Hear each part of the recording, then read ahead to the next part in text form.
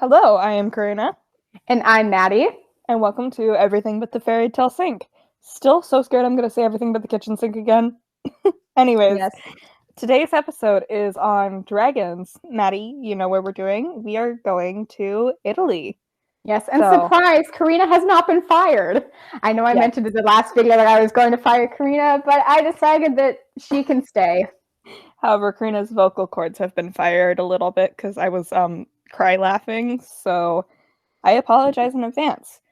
All right, so recommendation of the day? Yes. My recommendation of the day is the movie Catch Me If You Can. It is based on a true story and it has Tom Hanks and Leonardo DiCaprio in it. It's about Leonardo DiCaprio is the main character, and he plays a young man who it follows him between the ages of, I think, 16 to 19. And he becomes a airline pilot, a doctor, and he does fraudulent checks. And he is wanted by the FBI, and basically Tom Hanks goes after him. It's, like I said earlier, completely based on a true story. I highly, highly recommend it. It's just fantastic. So, yes. I'm gonna change up my recommendation from what I told you earlier. My recommendation of the day is if you happen to have a Russian dumpling place anywhere in your city, go treat yourself to some Russian dumplings. In my town, we have this place where they're like $10 for like 20, and they're so good, and they're just like super easy. You're doing homework, you can just eat them with your hands, or you can eat them with a spoon, whatever you're comfortable with, and they're very good. So, when we think of dragons, what country do you usually think of for like dragons? It kind of depends, honestly. Most of the time, I think fantasy worlds because we see dragons so often. But real country-wise, I think of the Chinese dragons where they have no wings and they're just, this slim snake-like creatures. So that's primarily what I think of. I know on here I wrote China, Greece, and Wales. Welsh dragons are pretty cool. Yeah, they are. Before researching, I definitely did not think of Italy. Like, I don't know, just not usually what I would think of. But in reality, dragons have been connected to Italy since the 2nd century BC, during the reign of the Roman Emperor Marcus Aurelius. The double-headed dragon banner was rumored to represent the division between the Eastern and Western Roman empires, though I actually can't find any proof of this, so I will say allegedly. And in Italy, dragons are considered to just straight up be evil. They're never good. And it was practically a rite of passage for future Italian Catholic saints to slay a dragon at some point. How do you feel about that? Well, I guess if you die, you can't become a saint. So True, it's like survival. But you can become a martyr. It's survival of the fittest. Fight a dragon, die or live. Become a martyr or become a saint. But most of these dragon stories come from the region of Umbria, which is in the center of Italy. Like, literally, direct center of Italy. So I will give the disclaimer, a lot of these legends are kind of hard to find online, but I did find some names of dragons and brief descriptions. So first there was Tarantasio. He was actively terrorizing the area around the now non-existent Lake Gerondo during the 12th and 13th century, so that's in and around Milan, basically. Or at least that's what I saw online. But this lake does not exist anymore because it was one where the waters fluctuated so much that they eventually just evaporated, basically. And this guy ate animals and small children. He had a penchant for smashing boats, and he emitted deadly odors. In fact, his breath was rumored to have caused yellow fever, and he was defeated. There's like 3 possible legends. By either Federico Barbarossa, Saint Christopher, or a member of the Visconti family. And there's a quote-unquote dragon rib displayed at the Church of San Bassiano in Pizzighettone. My Italian is not 100%. I'm so sorry. I was going to say, mine might be slightly better from the fact that I took Spanish courses, but... Yeah. Also, disclaimer, I burnt my mouth really bad, so if I do sound weird talking today, that's why I can't feel my tongue. And then there's Cossatrice, who dates back to ancient Rome. And in English, that is more commonly known as the cockatrice, or more famously, the basilisk. And this guy was giant. He was the size of a dragon or wyvern, but he had a lizard-like body, 2 legs, with the head of a demon rooster. However, he hated roosters, which, I mean, same. How do you feel about that? Yeah, I was following you. I was following you real easy. You know, you said basilisk. I immediately thought of Harry Potter and the Chamber of Secrets and the big snake-like creature with the poison and everything. And then you just came out of left field with that rooster head thing. Fun fact, basilisks before Harry Potter were this, like, rooster lizard thing. I don't know why the woman we don't speak of decided to do it in that way, maybe to connect it more with Slytherin, but no, that was a roosters aren't choice. Scary though. Yes, they are. Okay, I would like to make a disclaimer that I have 7 or 8 roosters. I don't find them scary. I think they're quite friendly. They serve their purpose. Ours like to guard our hens and protect them from birds, like predator birds. Yeah. So I don't find them that scary. I'd like to give the disclaimer that a rooster tried to kill me when I was 7. Get over it. No, it was traumatic and I didn't like it. And so you can enjoy your roosters. I am not going to. Anyways, let's get back to the demon rooster chicken. Actually, we're moving on from the demon rooster chicken. Lizard. We're moving on from him. Hold on. Why does it hate roosters? Was that ever clarified? I don't know. I couldn't find anything else on it. Interesting. All right, and then the Skulltone is a dragon who's fairly mysterious, and there's really not a lot known about him, but we do know that his gaze could kill, and that he was immortal, and that he was possibly defeated by Peter the Apostle. That's all we know about him. I literally went through multiple sources, and they had, like, 1 sentence, so... I wonder, because Peter the Apostle shows up in the Bible, I wonder if the Bible mentions anything about him slaying a dragon? Possibly. I will do research on that. And then there's Thyrus, who's the dragon of tyranny, and he's considered to be the most infamous dragon from Italy. And I put reigned because he really was in charge of everything in the far past.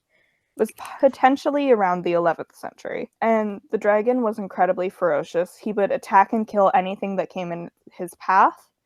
And his main weapon, similar to Tarantasio, was pestilent breath. Breath that could cause disease. Super fun. Interesting.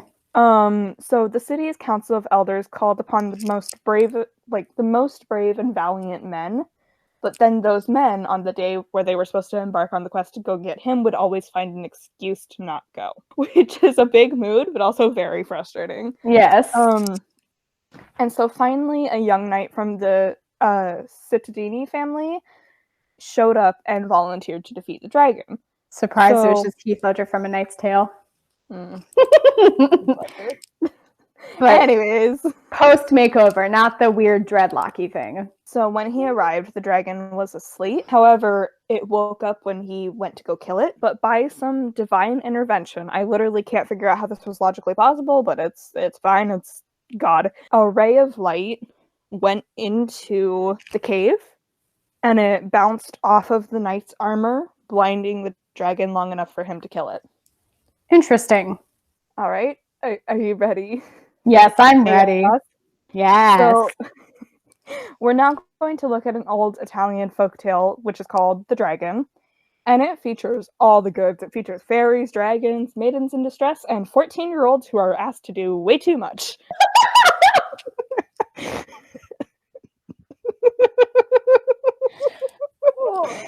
I want to hear about this 14-year-old. Let's go. You're going to hear quite a bit about this 14-year-old because he's the main character.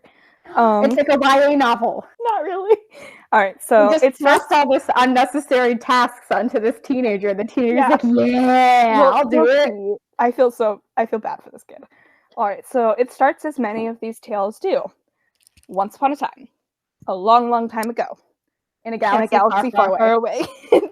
So there was basically a very evil king that was so hated that when he went on a trip, this sorceress came in and was like, hey, can I take his throne? And his servants were all like, please. So this king was upset, and he was so desperate to defeat the sorceress, he decided that killing every woman in the castle was somehow the way to fix that problem. Yeah.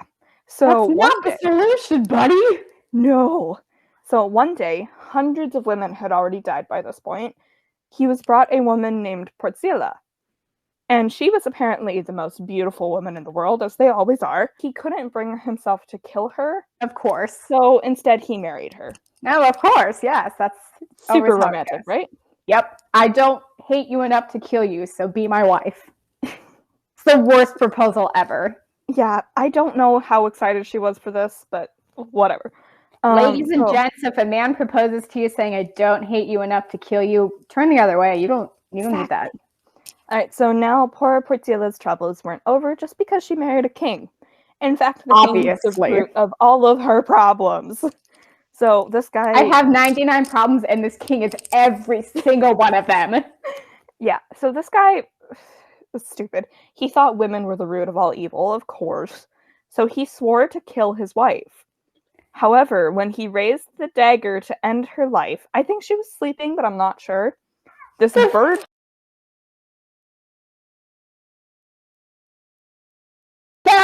that he married her because he couldn't kill her. Now he's like, I'm going to kill you now. Yep. So he was raising the dagger to end her life, and this bird showed up and landed like on his arm, like right here. And basically he was struck by such intense guilt that he couldn't go through with it. So fun fact, this bird was actually a fairy, and she had been saved by a situation that's a whole other story, and I don't want to go into it. But she was saved by Portzilla, so she swore to protect her. This attempt to save her backfired, because he decided that Portzilla had bewitched him with her beauty, so instead of letting her live, he locked her in a garret, which is a small attic room with no food or water, so she would just die out of sight. We're trying to think of a Oh, what? What is happening here? Oh, it gets better. I'm going to spark notes this. Just, because this is a lot, and I feel like we should kind of break it up. So this king is a loser. Yes. He decides he's going to kill all these women, but this one beautiful woman, he's like, you're too pretty to kill. Mm-hmm. I'm going to marry you. Decides that she's too pretty, so he wants to kill her. Mm-hmm. And locks her in the attic. He tries to kill her. Little guilt bird lands on his arm. Who's a fairy. Who's also a fairy. This little guilt fairy bird lands on his arm. He's like,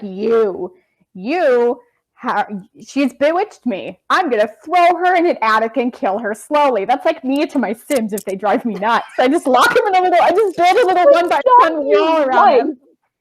Not your wife. Not in real life, no. Anyways, so... Any Sims players out there, that if you get really annoyed with a Sim, you lock them in a one-by-one room and watch them slowly die. That sounds awful. So Portzilla was understandably a little bit upset. So the bird came to her and swore to keep her alive and well. The bird wouldn't reveal her real identity to Portzilla. She knew she was magical in some sort of way. But Portzilla wasn't about to question it too much because this bird swore to keep her alive. And I'm assuming there was one window. So the first thing that the bird did was to bring her the biggest knife she could carry. And she instructed Portzilla to cut a hole in the floorboards because this attic was directly above the kitchen. And for a long time, we're about to see how long, the bird kept Portzilla not only alive, but actually pretty healthy, bringing her food and drink. And soon, the bird was caring for 2 people because in her first year, Portzilla had given birth to a baby boy who she named Miuccio. This child came out of nowhere! So they did the do before he tried to kill her. Did she give birth in the attic? Yup. Delightful. And she named her son Mucus. Miuccio. It sounds like mucus. It kind of does. So when Miuccio was big enough, which I'm guessing was 14 on context clues, the fairy bird instructed Portzilla to lift as many floorboards as she could, lower him down to the kitchen with rope, and then put the boards back in place. For some reason, Portzilla wasn't allowed to run away herself, but whatever. For 14 years, this little feral child grew up in an attic. Yeah.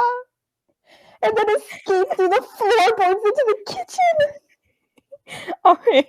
We're only at the beginning still. I was going to say there's no dragons yet. So the cook came across Miyashio, he was a very cute kiddo. He took after his mom. And she asked where such a fine boy could have come from. And so Miyashio was pretty smart for his age, so he remembered what his mom told him to do, and he told her that he was lost and looking for a master, and that he was just like this destitute little orphan in need of help. So then the butler came in and saw, oh my gosh, this kid's adorable. So he brought him to the king, and the king instantly fell in love with him. He was like, this is my servant, this is my surrogate son. Oh boy. Friendly reminder to the listeners, this is his actual son. He just doesn't know it yet. This is his real son. So his wife survived because this little gilt bird kept her alive. He doesn't know that. Surprise. So then the king had an evil stepmother, and she really didn't like this kid and wanted to like screw him over. So this woman is horrible. I'm spoiling it now. So she's the king's stepmother, not the boy's okay. In the version I was reading, it was calling her the queen. I thought that was a little too confusing, so I'm going to call her the stepmother. Okay. She is the king's stepmother, so the boy, or Miyashio's step-grandmother. Okay. So one night, keep in mind, everything this woman says is a lie. She told the king that Miyashio bragged that he was going to build 3 castles in the air. So the next morning, Miyashio was called on by the king to do so, or else. He's 14! Yeah, so he understandably panicked, and he went and like had a full meltdown in his chamber, which you know what, valid. Yeah, however, I relate. The bird came to him. I would like to say she shamed him a little bit for being upset, and then promised to help him. So now we get to see in some of the magic. The dragon still is coming in later. So she instructed him to make 3 castles out of pasteboard and glue, and then tied each to a griffin, which came from somewhere, and sent them off into the sky. So then Miyashio ran. So Miyashio went and woke up the king, and when the king saw that he had succeeded, and his entire court had come with him. Did he just not see the griffin? He's just like, a floating castle of pasteboard and glue. There's not the griffin here. I don't know. But he grew even fonder of the kid, which, quite frankly, pissed the stepmother off. Like, there's no nicer way to say it. She was mad. She's like, I told this man that his child would do something, and he actually did it! So, I don't know where the griffins came from.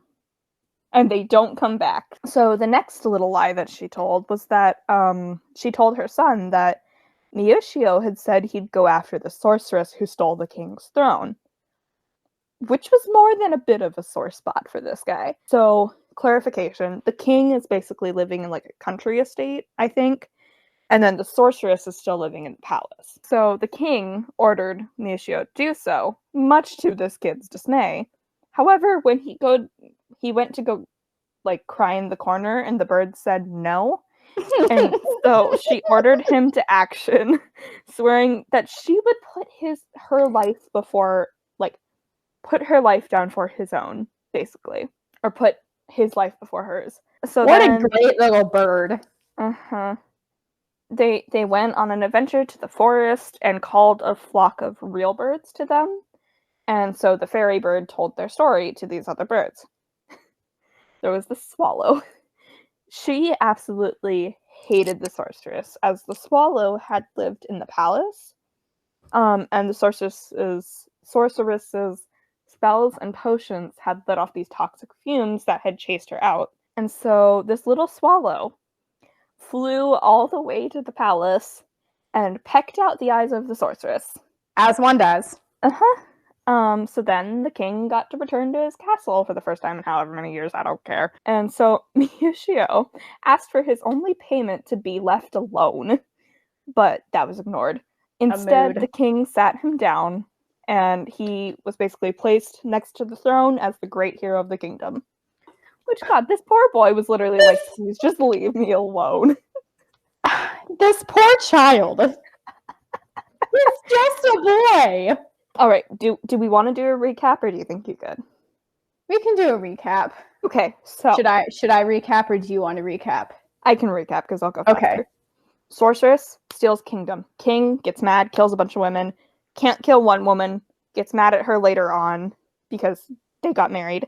So locked her in a tower. She gave birth to his child. His child then grew up, and there's a fairy bird that helped raise him.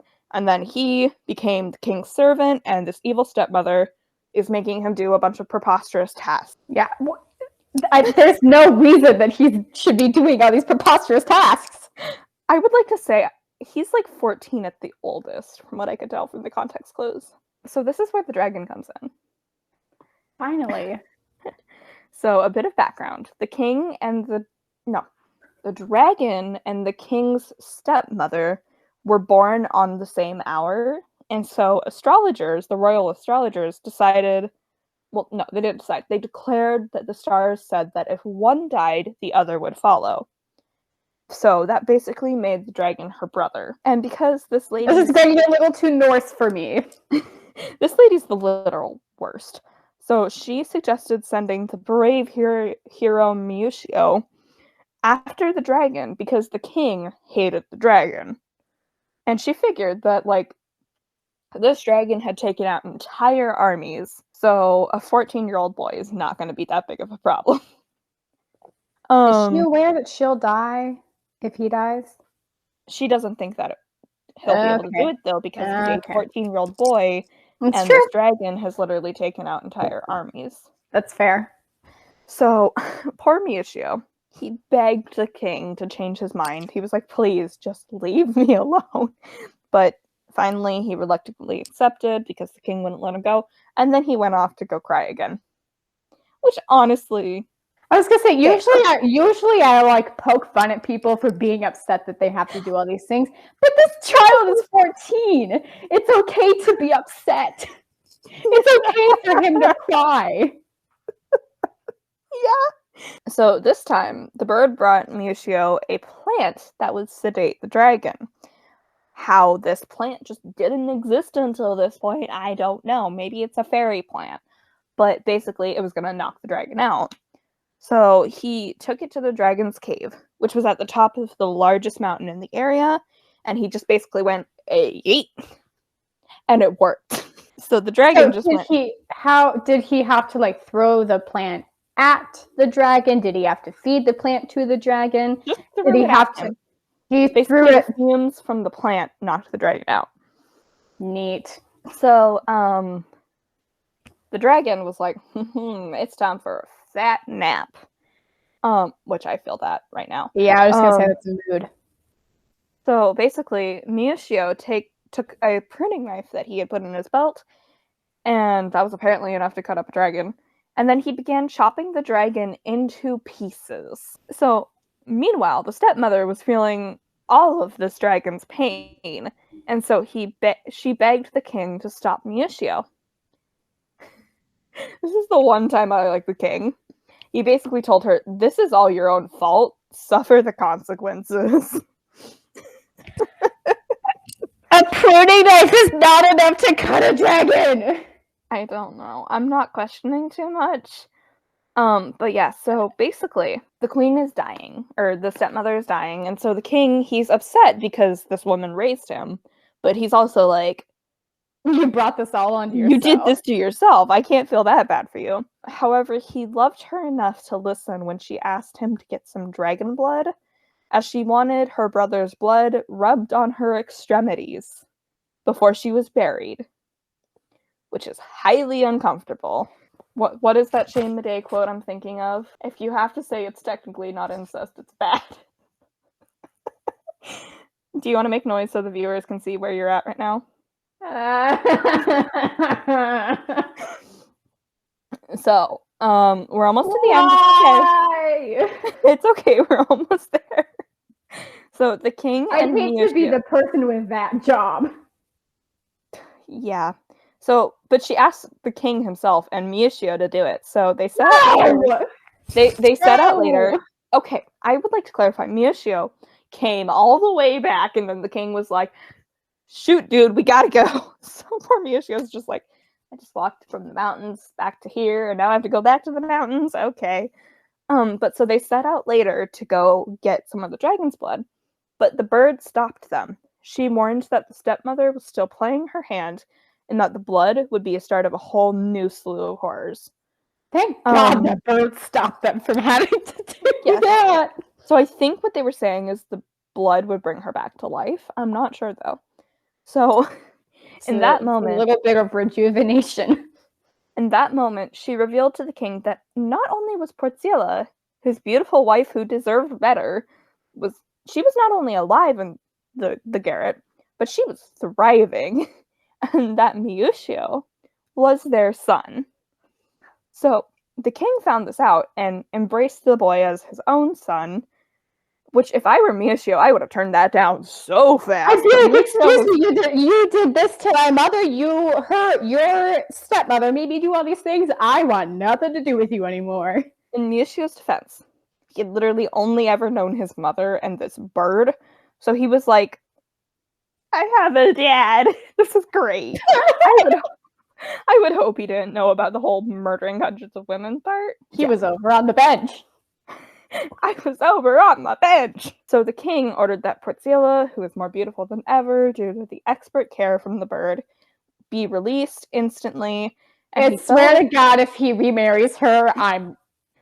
Oh, you'll see. You'll see. So he fell back in love with her the instant he saw her. He begged forgiveness from both of them to his wife for his so-called ill treatment of her, and then to his son for putting him through so many unnecessary dangers. Porziella gave him her forgiveness, so he had her crowned queen of his kingdom to forever be his equal. Why? I don't know. Why? Why? We're gonna have a discussion about this afterwards, but we're almost done. He expressed his gratitude to the bird for taking such good care of his family, and he offered up his kingdom and his own life as payment. You're gonna be really mad at me. However, she declined. Hold on. He spent so long trying to get his kingdom back, only to give it up to the guilt bird? Who tried to stop him in the beginning? But she declined. Her only payment that she requested was Miuccio's hand in marriage. No! In that moment, she turned into a beautiful maiden, and we're going to pretend like this is not a grooming situation. No! No! No!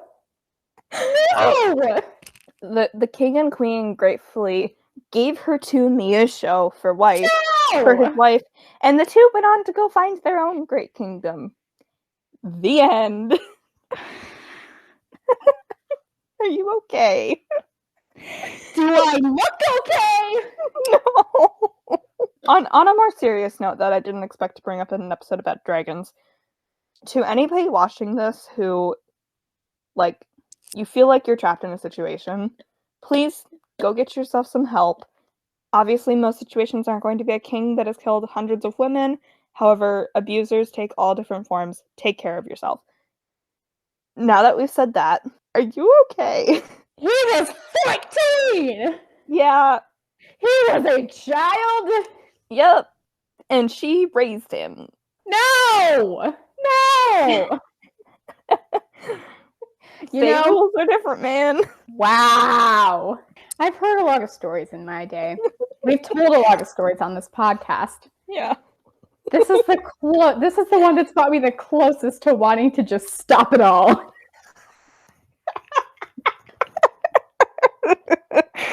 Okay, but this is like a very famous piece of Italian folklore, I would like to say. That's actually all I have today. You're gonna leave me on that note? I said the end for a reason. Well, moving on from that roller coaster, how do you feel about the rest of Dragons in Italy? I think it's interesting. Mm-hmm. I'm really just stuck on that story. That's gonna just sit with me for a little while. I'm gonna have to digest that. Yeah. You know what? I'm gonna do my wish of the day early. My wish is that if you're a 14-year-old, that you don't marry the bird that raised you. Yeah, seriously. Yeah. I gave my serious disclaimer at the end there. I literally, like... Has your brain just turned off? My brain, I'm trying to process everything. I talk a lot, and I've never been so speechless after a story. No, you really haven't. I knew this was going to happen. I knew this was going to throw you for a fat loop. It's a big loop. It's a really big loop. I feel like my silence and head shaking is enough. That's a lot to digest. But I told you. You kept saying context clues. What were the context clues that made you think he was 14? Mostly the fact that he was referred to as a child in the story that I read, but he was also considered to be of marrying age. Okay. So I put him, I don't know, 14 seems like a safe guess for that time. I'm not really sure, to be completely honest, but okay, I will do a quick Google search. Okay. Yeah, evil stepmothers, we've seen those forever. You know, they've been in... I actually earlier was texting Karina, asking her if she remembered the name of a podcast episode that talked about evil stepmothers. Not gonna lie, neither of us said that, remember. And I was like, Yeah, neither of us could remember. But anyways, they've been around forever. But she was asking preposterous things of this wee lad whose name sounds like mucus. Just, you know, the little wedding invitations that people get that are really dolled up and unnecessarily fancy? Mm-hmm. Do you think they just had those and it said, please come to the wedding of Mucus and Giltbird? Yeah. I think that's exactly. Okay, so literally all I am seeing is a grown boy. So he could be anywhere between 14 and 16. Okay, but no. No? That is on Wikipedia. Okay. The king, who has tailed Miyoshio out of curiosity, overhears the conversation and learns not only of Miyoshio's identity as his true son, but the fact that his mother, Porziella, has survived after 14 years. Okay. So he's 13 to 14. Okay, I have to share that. What? As translator and commentator Nancy L. Canepa points out, the story carries the moral that those who try to harm others encounter their own downfall in its preamble. Yet while the plotting queen has met her doom in appropriate fashion, there's an incongruity in the serial rapist murderer king getting away scot-free without being discomfited in the least. Thank you, Nancy. Don't be a bad person. Don't be a bad person. I honestly can't believe, though, that he spent, we'll go with 20 years. Does that sound appropriate? 20 years trying to get his kingdom back. All to give it up to a guilt bird who said, no, I'd rather marry your 14-year-old child. Mm-hmm. Did no one think of a red flag to pop up? No. Did no one see the fact that this bird... Because at that point, they just thought she was a bird. Did no one see the fact that a bird wanted to marry a 14-year-old was a problem? I would assume that she turned into a maiden before. No, I'm going to assume she was just a bird, and then they're like, yeah, I guess. And then she's like, this little woman. Blue bird just was like, can I marry your child? Yeah. Just the bird with Iaga's voice. Like a beautiful little dove type bird with Iaga's voice. Perfect. Asking for this man's son in marriage. Son's hand in marriage. Anyways, we should probably do wishes and stuff. Yeah. So next week's episode is the Hispanic story of La Llorona. So La Llorona, most people I'm sure have heard of her. I will be going into, I'm pretty sure, 3 different origin stories of her and how she has changed throughout time and with time. I'm excited. I'm excited too. It'll be a little bit on the longer end, but I think that it's a very interesting story. Yeah. All right. Well, I think that is all. Yeah. Oh, wait, my wish is that if you're a 14-year-old, you don't get forced with these tasks and a bird doesn't ask for your hand in marriage. Okay, my genuine wish is that if you are putting on lipstick, not that most people are wearing lipstick in the time of COVID, however, if you're wearing lipstick for like a Zoom meeting or something, or like both you and I are, that you don't have the thing where it'll go very slightly out of your lip. I had that yesterday and it made me so mad. I didn't stay and it felt so good. Anyways, what is your genuine wish? That was my wish. If you're a 14-year-old, you don't get pushed with these tasks. Our wish is also that you remain happy and healthy and away from toxic people. Yeah. And don't marry serial murder rapists. Don't marry birds either. Marry somebody who loves and cherishes you, if you even want to get married. Anyways. Thanks for watching. Thanks for sticking through it. Thanks for putting up with me slowly dying from confusion. If you're confused, ask a question in the comments and we'll try. Well, I'll make our best. Probably answer it. We will try our best to answer. I don't know why I'm saying we, it'll be me. I will leave the original translation of the legend that I found in the description box. Or that'll be you, but I will give it to you. Yeah, anyways, enjoy your day. Thank you for sticking around. I probably have to go console Madison now. Yeah, make sure to go follow us on Instagram and like this video and subscribe to the channel. I almost said like and subscribe to this video again. Yes. Go give us a follow on TikTok. Subscribe, because I can see that 25% of you aren't subscribed. If you don't subscribe, I'll send a dragon after you. Actually, the dragon was honestly the best character in the story. He just wanted to take a nap. All right. Anyways, have a good one. I'm sorry. Bye. Bye.